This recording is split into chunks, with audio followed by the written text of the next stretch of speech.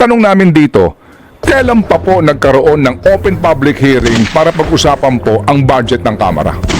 Bakit pa pinag-uusapan na ang budget mismo ng Kamara, ba't walang committee hearing na para na mapapanood namin? Ano po siya, kasama siya ng parang mga attached agencies din na dinideliberate. O nga no, wala po sa committee hearing yan. Anong attached agency? Palaging Anong attached agency?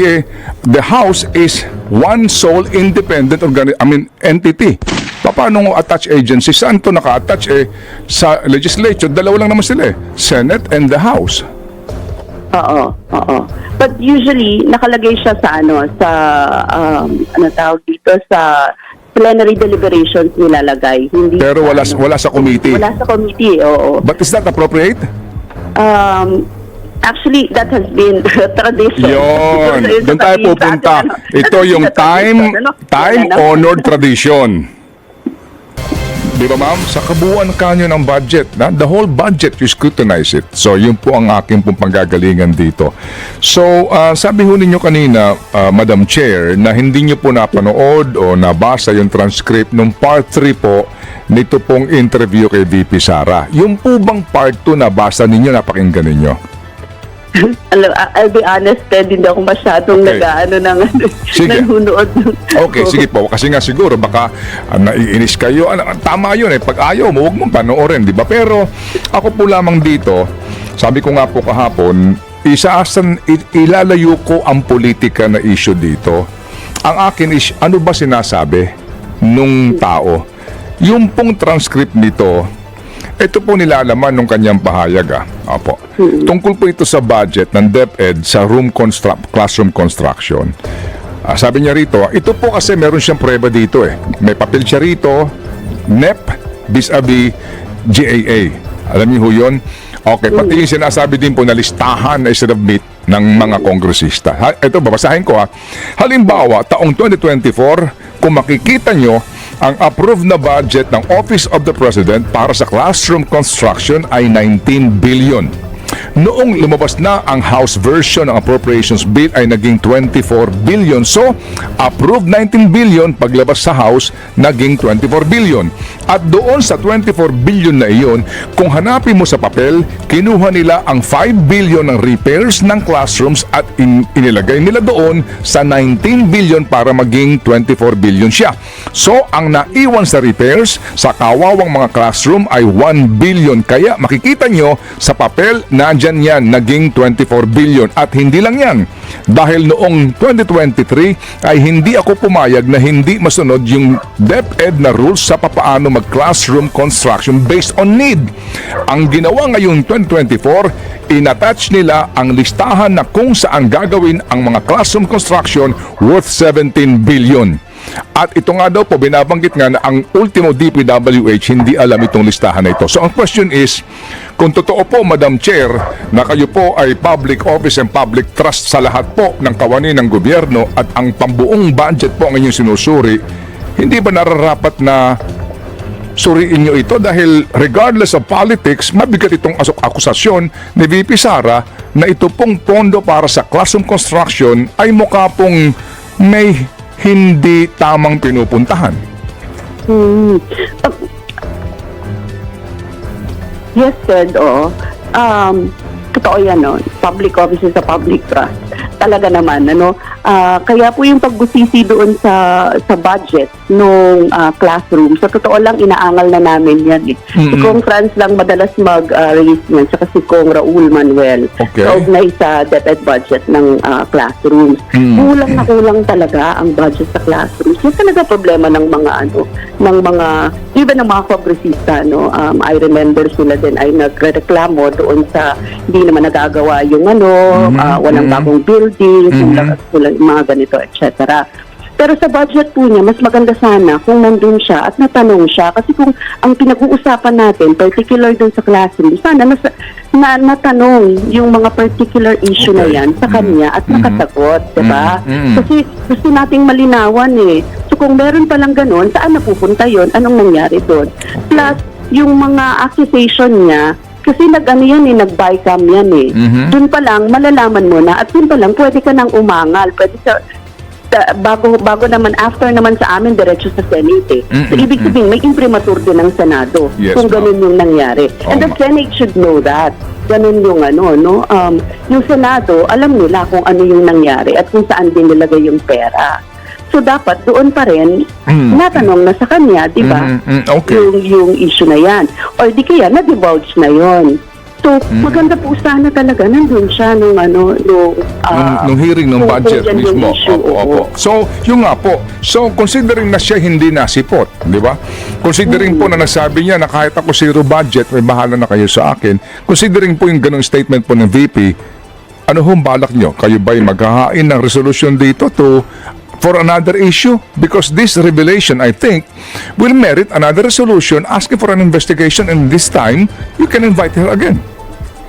Actually, meron kami mga resolutions inviting her doon, not inviting her, resolutions kaugnay sa mga issues ng DepEd, Pero I will get back doon sa mga ilan na namin, na file namin, even yung mga laptop.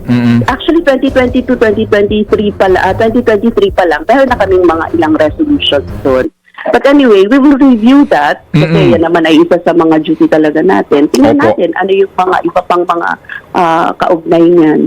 Pero ang totoo, Ted, it's just isa yan sa mga issue na talagang ang tindi nung yung kakulangan. Yes, ma'am. Yes, ma'am.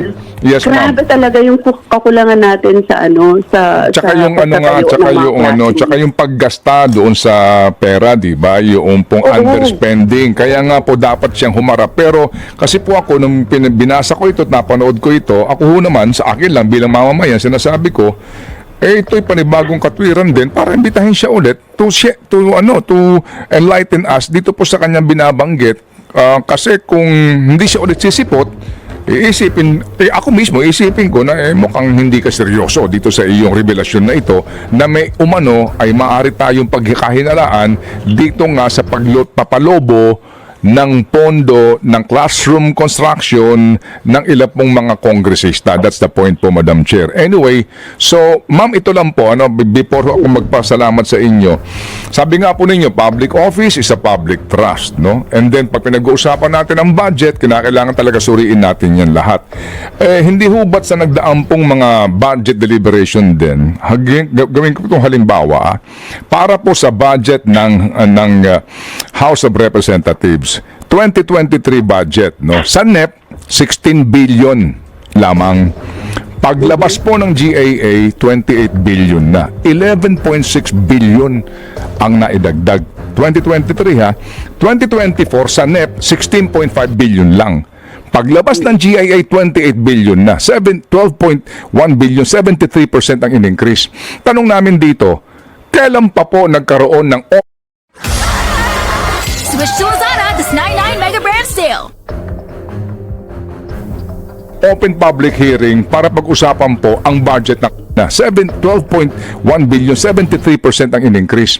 Tanong namin dito, kailan pa po nagkaroon ng open public hearing para pag-usapan po ang budget ng Kamara? Yeah, actually yan, kasama yan sa dinidiscuss sa deliberation ng budget. So nagkakaroon ng portion kung saan dyan ay... Kailan pa po ito? Kailan pa po ito pinag-usapan in open hearing at who defend the budget of the House? Ang nagde-defend po niyan ay member of the House din. Kasama siya doon sa plenary deliberation. Pero wala So, ito sa every time, committee, ma'am? palaging pakuli yan eh. Wala ito sa committee? Sa committee, wala po sa committee. Oo. Ay bakit wala sa committee, ma'am? Bakit wala sa committee? Considering, ma'am, Madam Chair, na lahat ng departamento, lahat ng bureau, pinasisipot ninyo bakit pa pinag-uusapan na ang budget mismo ng Kamara, ba't walang committee hearing na para na mapapanood namin? Ano po siya? Kasama siya ng parang mga attached agencies din na dinideliberate. O nga no, wala po sa committee hearing yan. Anong attached agency? Palaging Anong attached agency? The House is one sole independent entity. Paano attached agency? Saan to naka-attach? Sa legislature, dalawa lang naman sila Senate and the House. Oo. But usually nakalagay siya sa tawag dito sa plenary deliberations nilalagay. Hindi Pero sa, wala sa committee. Wala sa committee, oo. But is that appropriate? Actually, that has been tradition. Yon, Siguro doon tayo sasabihin sa pupunta. atin, Ito yung sa tradition, ano? time-honored tradition. Di ba, ma'am? Ang tawag doon, Yun ang ano. time-honored tradition po ba tawag doon?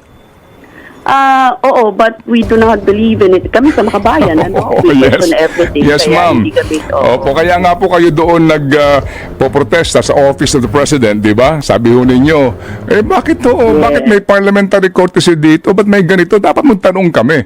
So siguro kami ngayon na taong bayan, tatanong din, bakit ho sa Makabayan Block hindi kayo mag-invoke ng ibasura natin tong time-honored tradition o parliamentary courtesy at tumawag kayo ng committee hearing sa budget mismo ng Kamara?